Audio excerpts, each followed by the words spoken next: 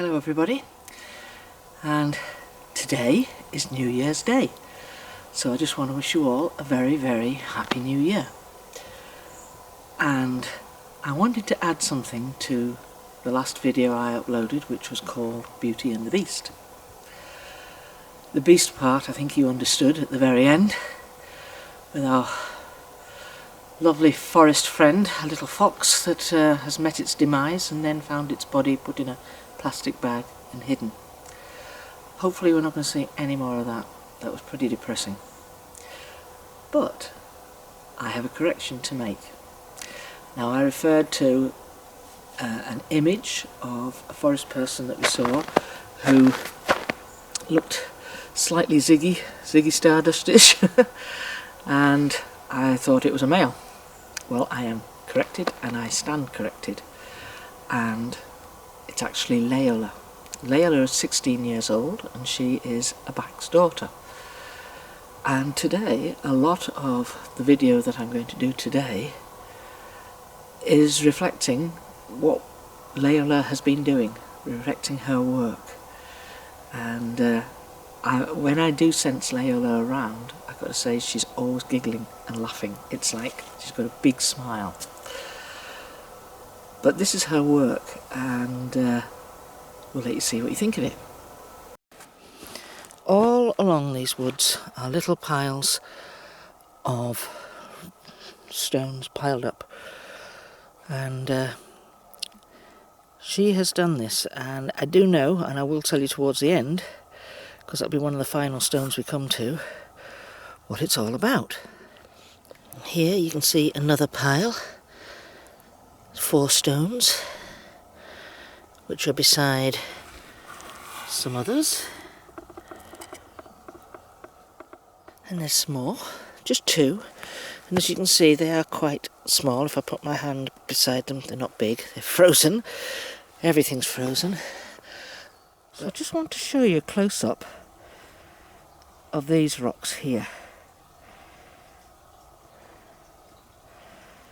I wonder if you can see that. That's not by accident, is it?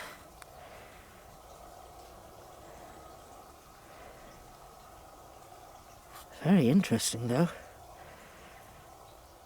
This is yet another stone pile, and you can see by my hand it's considerably larger. I have caught anomalies here before, so I always think it's worth a look. Especially right up here on the back of this hill.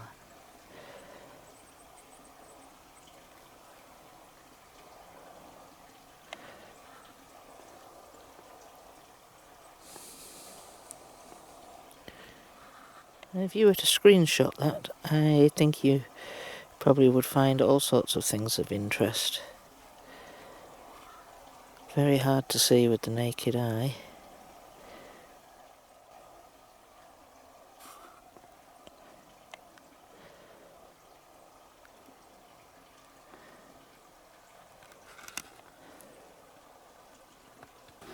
And here we have even more. So that must mean different things.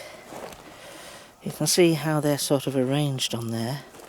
I guess that means something, because the shape of the stone will have been chosen very carefully. So we have another little gathering of stones there. But what does take my interest are these, hidden behind a clump that you'd have to look for.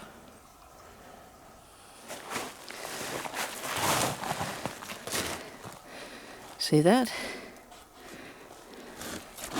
I'll walk around the other side of that.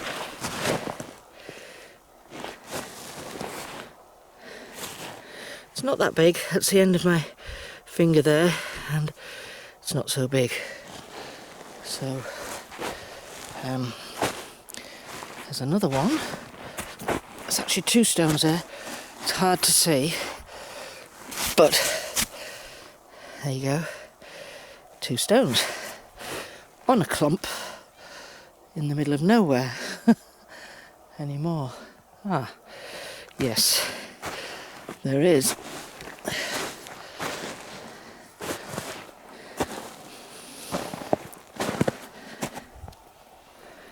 You see that? So there's 1, 2, sitting on a really big one here, and this here. That is interesting, you know, because it's not like anybody's just going to pass by here and hope somebody sees their work. Well, I'm just going to tell you a short story, really. Yesterday, when I came up here, there were 2 other people, a father and his son, who I think he had learning difficulties, so the father was taking him out for a walk, and he suddenly felt like he had a massive migraine. So he sat within the woods just to let it subside, because it was snowing, and he thought it had maybe been instigated because of the brightness, you know, with the reflection of the snow. So I asked very quietly, I asked if there was any possibility that somebody could give the man healing. So as we were talking, I was talking to him and his son, and I said, if you sit, you know, quietly in the forest, you'll find yourself much better. The forest is a great healer. And within about 5 minutes he was up on his feet and he was absolutely fine. So I did ask Abaq last night. I said, did somebody give the man healing? And he said yes. And I asked, was it a hojida? And he also said yes. So isn't that wonderful? That even though that man would have had no idea that his migraine had been subsided and smoothed over, he would have had no idea. He probably thought just sitting quietly, that's what it did it. But it's so nice. What a lovely, lovely thing for them to do to a complete stranger. So I just thought I would tell you that story. And this is me stopping in the sunlight, because the sunlight's really warm. I've got my coffee, and I can't tell you what a beautiful view it is. It's stunning. Just looking on the ground. Don't have to look up in the trees in the distance, just look on the ground, and I'll show you. Just look at this. Look how delicate that is. Like little Christmas trees, and they're no bigger than your little finger.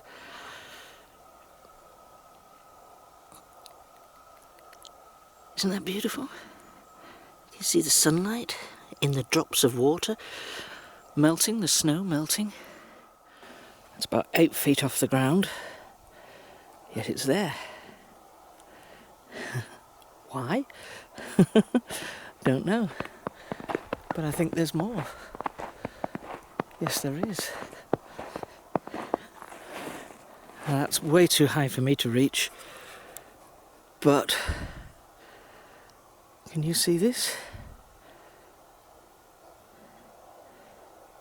They're tiny little stones.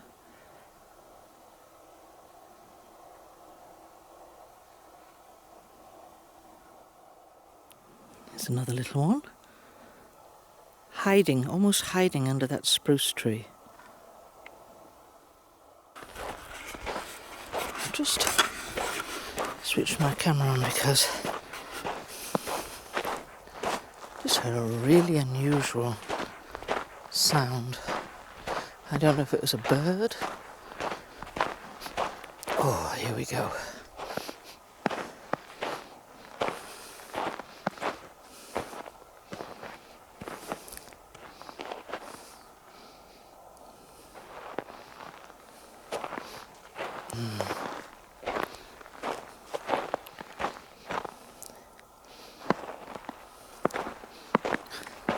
I'm sniffing the air.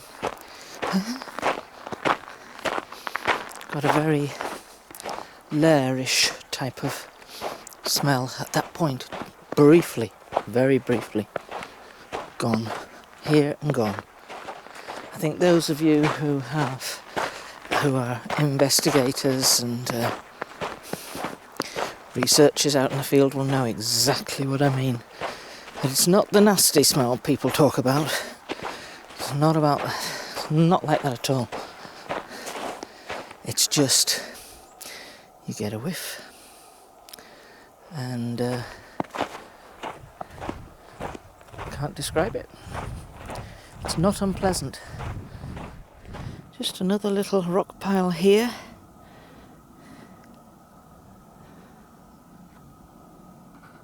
I just wanted to show you this. Yet again, three stones. But look at the shape of the stone on top. I don't know if I'm going to be able to take it off. Oh, sometimes they freeze on. So if I was to turn that up that way, it's like a heart, isn't it? See that shape?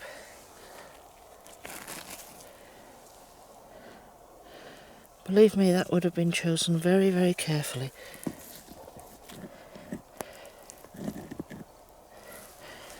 Yuck. So we're on a little junction here, and then there's a pile of stones. I can see 3-4 stones piled up on each other there.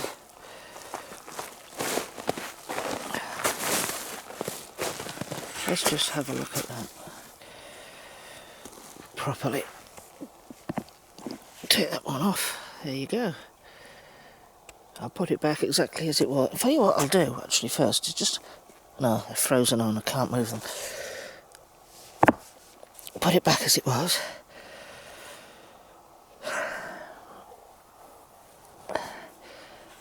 And if that's not a doorway, it's very, very boggy in there actually. I don't think it leads to anywhere in particular other than it's a great viewpoint.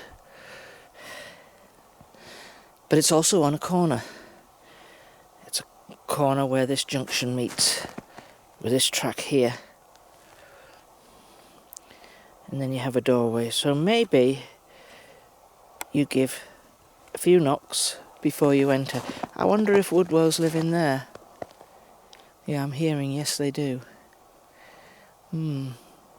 So rather than just bursting in on them, you know, if they just sat down for tea and buns, you'd just let them know very carefully, rat-a-tat-tat, and they would know you were coming in.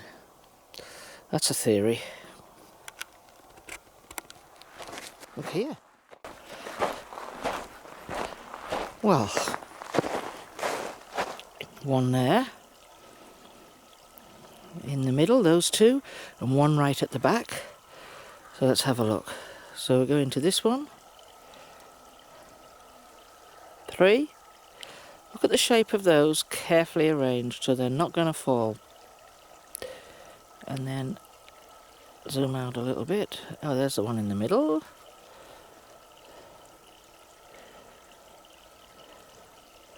See that? There's just 2 there. Now directly up behind that, look at that.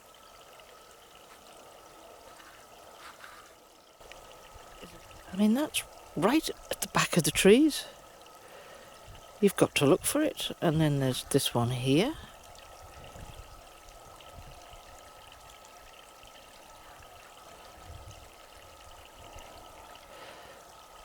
I've seen a lot of these in Australia, and especially up in the top in Cape York area, Cape Tribulation. I've seen many of them. But they're done beautifully with flat stones, and they're about 10 high, and there's hundreds of them, and people just stop off at the risk of getting snapped by the crocs that happen to be living in that area to build them. But this is something different. These look completely different. The style is completely different. I'm not going to be rude, but they aren't designed as a thing of beauty. Although I think they are beautiful in their own right. But they look different. And I don't believe that humans have had a touch in these ones at all.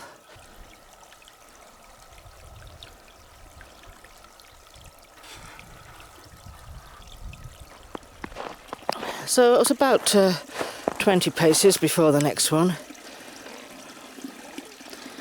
and That's just very, very small. Certainly there.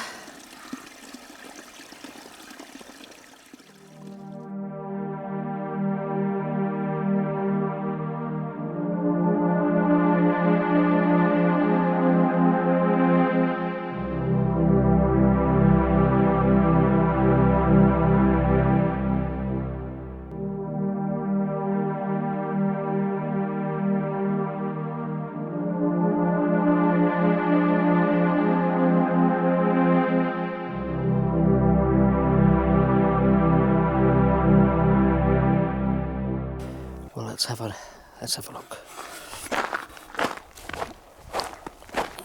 That's pretty. So that was the first one on the rock that we saw. Yeah, look at that, and the little baby one beside it. Ooh, sunk a bit there. Completely different shape. These are quite large stones. Put my hand there, see how large they are in comparison.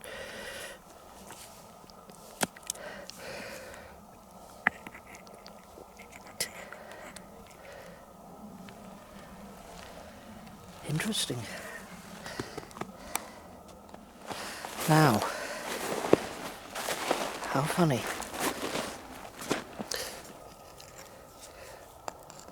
It's not the same. I wondered if it was the same stone broken. But it's not. It just looks the same. Or is it? There is part of it. Yes, it does fit together. Pop that back. And that one back on top of it. Interesting. They've broken that stone to make a pile of 3, the magical 3, yet again. See that? How interesting. Look at that again. Oblong. The broken stone doesn't belong, does it? Broken stone, yeah, it's very interesting.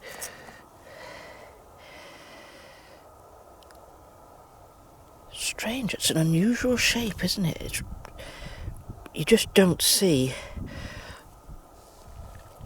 stones that are oblong like that. And actually, I'll show you something. And I don't know whether you're going to pick it out or not. But it almost looks like there's a face in there.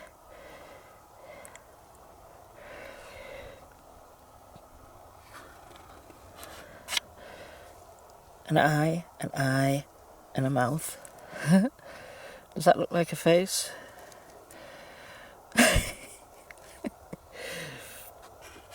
I think that's quite interesting. Also interesting is the shape that is.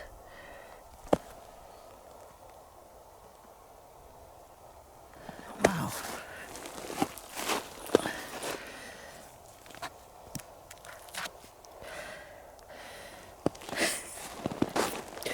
Well, it fits. It doesn't belong there, but it fits. Can't explain that. So, I saw another part. Oh, it's over here. Over here. Oh. Sinking fast, folks. It's not a pile. But it's been arranged carefully, hasn't it? It's been arranged very carefully. So I can hear voices in the distance. There's always persons when you don't want them to be. With it being holiday time, people have decided, oh, let's come and have a look. My answer to that is, let's not. Go home. You'll be much warmer there. I spoke to Abaq about people in general entering their forest and how you would know. And my theory, I asked him was, so I asked I asked Abaq about how people get in to the forest, how he would know. Is it a case of having people in outposts? In this area, I think you've seen a map of it with the north, east and south and the west. So if somebody was to approach that and the family was actually in the ground, I asked him if it would be the energy field, if their own personal energy would bump into the person who was having a wander around. And the answer to that was yes. They felt it. They've got, if you imagine like a cat has whiskers, and so those whiskers give it that, the width of how far it can enter into a narrow gap. And when it brushes those whiskers, it knows whether it can get its body through or whether it can't. And I think it's the same sort of thing. We all have an energy field. We may or may not realise it, but we all have an energy field. And they can sense our energy field bumping up against their energy field, so they must be very, very sensitive to it, attuned to it. And I think it would be the same. We just haven't given ourselves enough credit in some respects. We think, how would they know? But I think if you were to camp in a forest, not a big forest, a tiny forest, at night time, forest you knew and you were very, very happy with it and you loved it, it was perfectly safe. If somebody else was to walk into that tiny little area, you would know, you would sense it. And it's a weird thing to say, but it's they sense it on a far more sensitive scale, far greater scale, and I think that's how it works. So when people sort of put up trail cams, sneaking around, leaving things, hoping that they're going to catch them with their secret cameras, actually, when you've parked your vehicle up, the family is watching you unload, thinking, oh, what are they up to? And they're standing right beside you when you're putting that trail cam up. They won't spot that. Oh, but they will.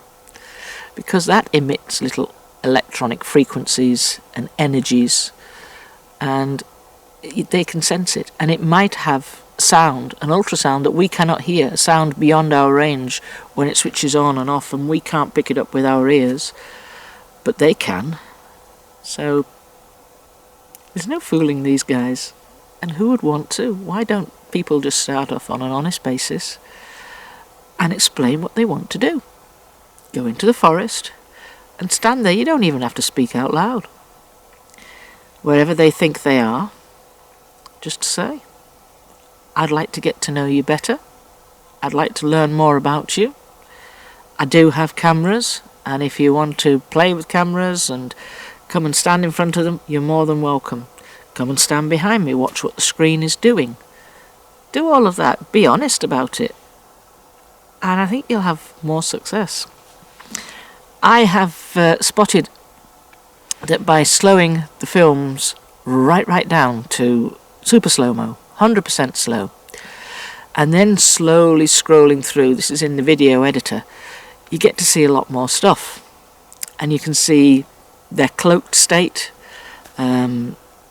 and they may be, for example, miles away, right at the far end of the forest, stuffed behind a tree, but they're aware of you, they can see you.